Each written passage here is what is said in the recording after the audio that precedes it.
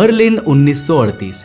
एक पुरानी फाइल को जब फाइनली खोला गया तो अंदर से कुछ पुराने फोटोग्राफ्स बाहर गिरती है। एजेस कर्ल हो चुकी थी, इंक पुरानी हो गई थी और एक black and white group portrait सबसे अलग चमक रही थी। सब ऑफिसर्स एक स्ट्रेट लाइन में खड़े थे, यूनिफॉर्म बिल्कुल क्रिस्प, बूट्स पर रिफ्लेक्शन आ रहे थे, लेकिन सबसे पहले नजर जाती है उनके फेसेस पर लेफ्ट चीक पर एक कटा हुआ निशान। एकदम सेम जगह, सेम एंगल पर हर ऑफिसर पर वही सर्जिकल स्कार, ना ज्यादा गहरा ना ज्यादा हल्का, एक ही तरह का। अब पहली बार देखकर लगता है कि ये इन्हें जंग में मिला एक घाव है, लेकिन जब ध्यान से देखा जाए तो ये रियलाइज होता है कि ये वो लोग हैं जो कभी फ्रंट लाइन तक गए ही नहीं। उनमें से कई ने तो वॉर जोन देखा भी नहीं। तो फिर आखिर इन सभी के पास एक जैसे निशान आए कहां से? आखिर क्यों इस निशान को के लिए एक सीक्रेट कोड की तरह देखा जाता था?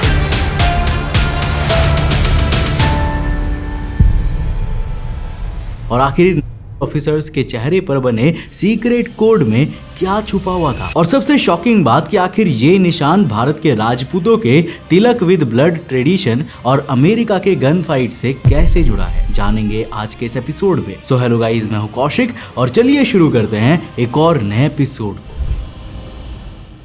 अब दोस्तों, वीडियो में आगे बढ़ने से पहले जिस तरह आप मेरे साथ YouTube पे जुड़े हुए हो, मैं चाहूंगा कि आप मेरे साथ उसी तरह से Instagram पे भी जुड़ जाओ। ये है मेरा Instagram का user handle, link description box में है, जाके फॉलो कर लेना। सन 1870 जर्मनी की हाइडेलबर्ग यूनिवर्सिटी एक पुराने सैंडस्टोन बिल्डिंग के नीचे एक नैरो स्टेयरवे से नीचे जाते ही एक वुडन डोर मिलता है। अंदर एक छोटा सा हॉल है, कैंडल लाइट का हल्का सा ग्लो और हवा में एक अजीब सी स्मेल, आयरन और थोड़ा सा ब्लड। ये जगह कोई टेंपल नहीं थी, लेकिन यहाँ होने वाले रिचुअल किसी पूजा से कम नहीं लगते थे। रूम के बीच में दो स्टूडेंट्स खड़े होते हैं, दोनों के बॉडीज फुल प्रोटेक्टिव गियर में कवर्ड, हेड से लेकर नी तक पैडिंग है, आयरन गॉगल्स पहने हुए हैं, लेकिन लेफ्ट चीक खुली हुई छोड़ी जाती है। फेटर्निटी यानी कि एक स्पेशल ग्रुप के बाकी मेंबर्स साइड में खड़े होते हैं, बिल्कुल सीरियस, जैसे किसी वॉर सेरेमनी का पार्ट हो। रेफरी सिर्फ एक छोटा सा सिग्नल देता है, दोनों स्टूडेंट्स एक साथ स्वॉर्ड उठाते हैं और एक सेकंड के अंदर एक ब्लेड एक लड़के के लेफ्ट चीक को काट जाता है। ब्लड नीचे गिरता है, लेकिन कोई भी चीखता नहीं है, कोई हिलता तक नहीं है। लड़का बिल्कुल स्ट्रेट खड़ा रहता है, उसका एक्सप्रेशन ब्लैंक होता है, रूम एकदम साइलेंट रहता है और इसी साइलेंस से समझ में आता है कि रिचुअल सक्सेसफुल था। साल 1945 में जब जर्मनी हार गया तो एलाइड सोल्जर्स यानी कि यूके, यूएस, यूएसएसआर की कंबाइंड फोर्स ने कई जर्मन ऑफिसर्स को पकड़ा, जिसके बाद उनका इंटरोगेशन चालू हुआ। पर कई हाई रैंकिंग ऑफिसर्स के इंटरोगेशन करते हुए एक अमेरिकन ऑफिसर ने इन सभी ऑफिसर्स में एक बात नोटिस की, उनके चेहरे पर बने ये घाव के निशान। जिसके बाद उस अमेरिकन ऑफिसर ने कैजुअली एक सीनियर ऑफिसर से पूछा, ये निशान तुम्हें कैसे मिला? उस जर्मन ऑफिसर ने बस इतना कहा, कॉलेज का है। बस एक लाइन, लेकिन उस एक जवाब ने जर्मनी के सबसे गहरे रहस्य से पर्दा उठा दिया। वो रहस्य जिसके चलते ये जर्मन सैनिक, सीनियर लीडर्स और इवन जजेस हिटलर की हर कमांड को आंख बंद करके फॉलो करते थे। और इस रहस्य का नाम था मैंसूर, जिसने हिटलर को ऐसे ताकतवर और आज्ञाकारी लोगों की फौज दी जो उसके लिए मरने को भी तैयार थे। देखो, मैंसूर जर्मनी के कुछ यूनिवर्सिटीज में होने वाला एक फेंसिंग रिचुअल था। फेंसिंग मतलब तलवार से एक स्पेशल टाइप का फाइट।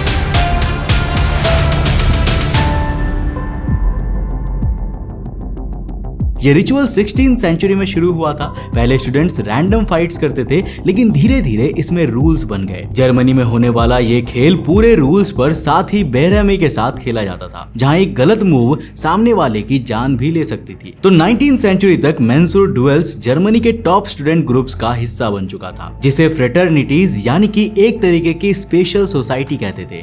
एक स्पेशल कॉलेज ग्रुप्स जिसका हर स्टूडेंट पार्ट बनना चाहता था, सिर्फ इन स्कार्स के लिए, क्योंकि अगर उन्हें ये मिल जाता था ना, तो वो उन एलाइट ग्रुप्स का पार्ट बन सकते थे। ये स्कार दिया जाता था लेफ्ट चीक पे और इस स्कार का नाम था शिमिस। और इन्हीं ग्रुप्स में शामिल होने के लिए तुम्हें जीतना होता था ये मैंसूर डुएल्स। हर स्टूडेंट से एक्सपेक्ट किया जाता था कि कम से कम एक फाइट तो लड़े। कुछ स्टूडेंट्स तो 10, 15 या कभी 30 डुएल्स भी लड़ते थे। अब एक स्टूडेंट था फ्रिट्ज बैकमाइस्टर, जिसके नाम के सामने 100 से ज्यादा डुएल्स रिकॉर्ड हुए थे। एक और स्टूडेंट का फेस फुल ऑफ स्कार्स था, जैसे किसी किसी मैप पे लाइंस खींच दी गई हो। शिमिस एक सिंबल बन गया था, दिखाता था कि बंदा स्ट्रांग है, लॉयल है और उस ब्रदरहुड का पार्ट है जहां सिर्फ सिलेक्टेड लोग जा सकते हैं, जैसे एक सीक्रेट बैज। जर्मनी के पावरफुल लोग जैसे ऑटो वॉन बिस्मार्क भी मेंसुर डुएल्स लड़ चुके थे। उनका कहना था एक आदमी की हिम्मत उसके चीख पर लिखी होती है। मेंसुर खेलते वक्त दोनों लोग एक फिक्स्ड डिस्टेंस पे खड़े होते थे, बिना हिले। मूवमेंट अलाउड नहीं था। स्वॉर्ड सिर्फ फेस पे लगती थी, ब्लड आता था लेकिन कोई भी चीखता नहीं था। पेन को सहना ही मेन गोल होता था। जब आउटसाइडर्स इस रिचुअल को देखते थे तो उनका रिएक्शन होता था शॉक और फैसिनेशन का मिक्स। ब्लड फ्रीली गिरता था, स्टिचेस बिना एनेस्थीसिया के लगते थे, पर स्टूडेंट्स नेक्स्ट डे फिर से लड़ने के लिए रेडी हो जाते थे। कोई भी रिग्रेट नहीं करता था। ये स्कार कोई फैशन या स्टाइल नहीं था, ये एक बैज था जो दिखाता था कि तुमने पेन फेस किया है और तुम बहुत ज्यादा ब्रेव हो। जर्मनी में अगर किसी लड़के के फेस पे स्कार होता था, क्लीन, डीप और विजिबल, तो लोग तुरंत समझ जाते थे कि ये बंदा सीरियस है, ब्रेव है और शायद किसी एरिस्टोक्रेटिक फैमिली से है। कुछ स्टूडेंट्स स्कार नहीं कमा पाते थे तो वो डिलिबरेटली वुंड्स को खोलकर दोबारा कट करवाते थे। कई लोग डॉक्टर्स को पैसा देते थे ताकि स्कार बिल्कुल परफेक्ट लगे। अब कुछ तो अपने घावों में वाइन या इरिटेंट्स डालते थे ताकि स्कार ज्यादा नोटिसेबल हो। अमेरिका का ओल्ड वेस्ट सन 1806। एक समर मॉर्निंग कैंटकी के रेड रिवर पर यहाँ एक ऐसा मोमेंट आता है जो यूएस हिस्ट्री का सबसे ड्रामेटिक डुएल बन जाता है। एंड्रू जैक्सन जो फ्यूचर में अमेरिका का प्रेसिडेंट बना, उस दिन एक डेडली गन फाइट के लिए खड़ा था। सामने खड़ा था चार्ल्स डिकिंसन, जिसका नाम बेस्ट निशानेबाज के रूप में मशहूर था। वो दोनों किसी दुश्मनी की वजह से नहीं बल्कि एक छोटी सी ईगो फाइट और हॉर्स रेस डिस्प्यूट की वजह से डुएल कर रहे थे। लेकिन रूल्स स्ट्रिक्ट थे। एक दूसरे के सामने खड़े हो जाओ, गन हाथ में लो और फिर एक ही शॉट, कोई सेकंड चांस नहीं। डिकिंसन इतना एक्सपर्ट था कि उसे पहला शॉट मिलने का राइट दे दिया गया था। डुएल स्टार्ट होता है, डिकिंसन सीधा जैक्सन के चेस्ट पे फायर करता है। बुलेट जैक्सन की बॉडी को चीरती है, खून निकलता है, लेकिन जैक्सन गिरा नहीं। वो अपनी शर्ट खोलता है, खुद ब्लड देखता है, फिर बिना डरे अपना पिस्टल निकालता है, डिकिंसन पर एम करता है और एक ही शॉट में उसका काम तमाम कर देता है। लोग शॉक्ड रह जाते हैं क्योंकि जैक्सन इतना हर्ट होने के बाद भी कामली खड़ा रहता है, पेन को इग्नोर करता है और अपने ओपोनेंट को हरा देता है। उस दिन जैक्सन की बॉडी में जिंदा बुलेट रह जाती है, लेकिन उस इंसिडेंट के बाद उसकी इमेज बन जाती है। लोगों को लगता है ये बंदा पेन से नहीं डरता, ये किसी भी लिमिट तक जा सकता है। अमेरिका के पॉलिटिक्स में ये चीज एक सिंबल बन गई, पेन, प्राइड और रथलेसनेस का, जिसने जैक्सन को इतना फेम और रुतबा दिया कि वो साल 1829 में अमेरिका के 7वें प्रेसिडेंट बन जाते हैं। कहने का मतलब सिंपल है, इस तरह की जानलेवा प्रतियोगिता में जो बचता था उस समय उसे लोग अपना हीरो, सेवियर और एक ब्रेव मैन की तरह देखते थे जो लॉर्डशिप और पावर हैंडल कर सकता है। अब साल 1878 में राइटर मार्क ट्वेन ने जब जर्मन यूनिवर्सिटी हाइडेलबर्ग विजिट किया तो वहां उन्होंने मेंसुर फाइट्स को लाइव देखा। उनका लिखना था जो लड़का हैंडसम दिखता था, फाइट के बाद उसका फोर्स एक हॉरर मूवी जैसा लगता था। रूम साइलेंट रहता था, बस ब्लड गिरता रहता था और रेफरी कामली नेक्स्ट राउंड के लिए सिग्नल देता था। ये एक गेम नहीं था बल्कि ये एक टेस्ट था, ये बताना था कि तुम पेन ले सकते हो बिना टूटे। लेकिन दोस्तों प्रॉब्लम तब शुरू हो जाती है जब ये रिचुअल्स कॉलेजेस के बाहर भी देखने लगे थे। जो स्टूडेंट्स मेंसुर डुएल्स लड़ते थे वही लोग बाद में जर्मनी के मिलिट्री, कोर्ट और गवर्नमेंट सिस्टम में इंपॉर्टेंट रोल्स लेने लगे। स्कार एक छुपा हुआ सिग्नल बन गया। अब अगर किसी के फेस में शिमिस दिखे तो समझ में आ जाता था कि ये बंदा लॉयल है, ऑर्डर्स फॉलो करेगा बिना सवाल के। जब हिटलर पावर में आया तो उसने मेंसुर डुएल्स वाले ग्रुप्स एंड सोसाइटीज बैन कर दिए क्योंकि वो नाजी पार्टी के कंट्रोल के बाहर थे। लेकिन मेंसुर ट्रेंड लोग ऑलरेडी सिस्टम के अंदर घुस चुके थे। एसएस यानी कि शर्ट स्टैफल प्रोटेक्शन स्क्वाड्रॉन, एसए यानी कि स्टर्मएबटेलन स्टॉर्म डिटैचमेंट और गेस्टापो यानी कि गेहाइम स्टैटस पोलाइसी, ये जर्मनी की 3 सबसे बड़ी संस्थाएं थी, पावरफुल, और इन सब में शिमिस निशान वाले लोगों का बोलबाला था। हिटलर के आसपास के कई ऑफिसर्स के फेस पे ये स्कार्स क्लियरली देखते हैं, जैसे अर्नस्ट कैल्टनब्रूनर, उसके चीक से जॉ तक एक डीप कट था। ऑटो स्कॉर्जेनी के फेस पर एक स्ट्रेट लाइन थी और एक फैक्ट ये भी था कि इन निशान वाले लोगों पर हिटलर सबसे ज्यादा भरोसा करता था क्योंकि ये उसके सबसे ज्यादा वफादार और ताकतवर लोग थे। वॉर के बाद जब एलाइड सोल्जर्स ने इन ऑफिसर्स को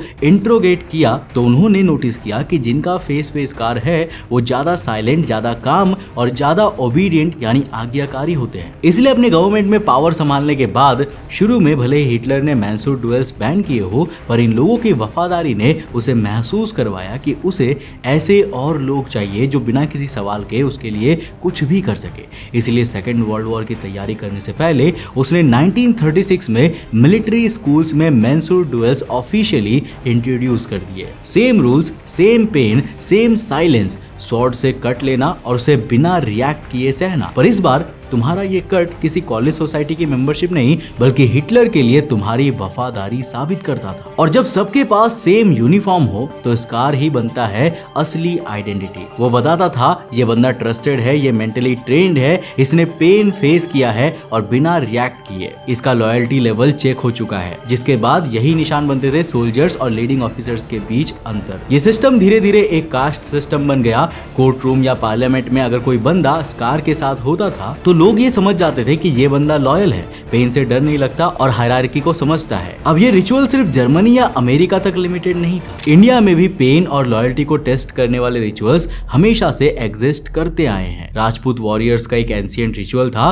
तिलक विद ब्लड। इसमें जब किसी राजपूत लॉयल वॉरियर्स बैटलफील्ड के लिए निकलते थे तो उनका लीडर या एल्डर उनके फोरहेड पर तिलक लगाता था। लेकिन ये तिलक नॉर्मल कुमकुम या सैंडलवुड से नहीं होता था बल्कि ये होता था उनके अपने खून से। वो वॉरियर अपनी तलवार से या डैगर से अपनी हाथ या छाती पे छोटा सा कट लगाते थे, फिर उस ब्लड से तिलक लगाया जाता था। अब ये सिर्फ एक साइन नहीं बल्कि एक प्रॉमिस था। ये दिखाता था कि मैं दर्द से नहीं डरता और अपने वंश के लिए कुछ भी कर सकता हूँ। अब कई बार तो ये ब्लड तिलक किसी को राजपूत ब्रदरहुड में ऑफिशियली एक्सेप्ट करने के टाइम भी होता था। ये बताता था कि तुमने पेन को फेस किया है, तुम अब अपने हो। ये सिस्टम बिल्कुल मेंसूर के स्कार्स जैसा था, जहां एक फिजिकल वुंड तुम्हारी इंटरनल लॉयल्टी दिखाती थी, यानी बिल्कुल इन नाजी ऑफिसर्स के मेंसूर निशान की तरह। रिकॉर्ड्स के मुताबिक जर्मनी में ब्रदरहुड्स में लॉयल्टी का मेजर स्कार्स के एंगल, डेप्थ और रिएक्शन से होता था। और इसी प्रैक्टिस ने एक बेस बिल्ड किया जिस पर बाद में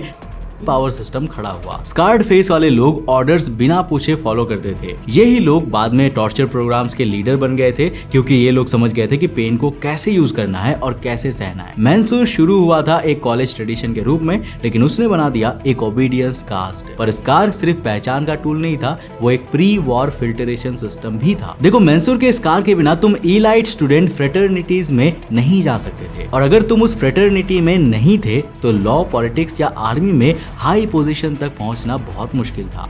जर्मनी में ये स्कार अनऑफिशियल रिज्यूमे बन चुका था, बिना वर्ड्स के सीवी, चीक पे कट और समझ लो तुम्हारा बैकग्राउंड क्लियर है। कई ऐसे स्कैम्स में तो स्कार्ड ऑफिसर्स बिना आईडी के एंट्री ले लेते थे। सब समझ जाते थे कि ये अपना बंदा है। जब वर्ल्ड वॉर के टाइम यूनिट्स जंगल, ट्रेंचेस और बंकर्स में इकट्ठा होते थे तो यूनिफॉर्म्स कंफ्यूज करते थे। तब एक ही चीज होती थी जो पहचान बना देती थी, और वो थी ये स्कार्स। साल 1944 का एग्जाम्पल मिलता है ऑटो श्राम, एक लॉजिस्टिक्स ऑफिसर जो वॉर के दौरान सोवियत आर्मी के हाथ लग गया था। उसका कॉम्बैट रिकॉर्ड वीक था, पर सोवियत सोल्जर्स ने उसे स्पेशल ट्रीटमेंट दिया क्योंकि उसके फेस पर स्कार था। वो समझ गए थे कि ये बंदा सिस्टम के अंदर से आया है। स्कार ने उसके लेवल बता दिए।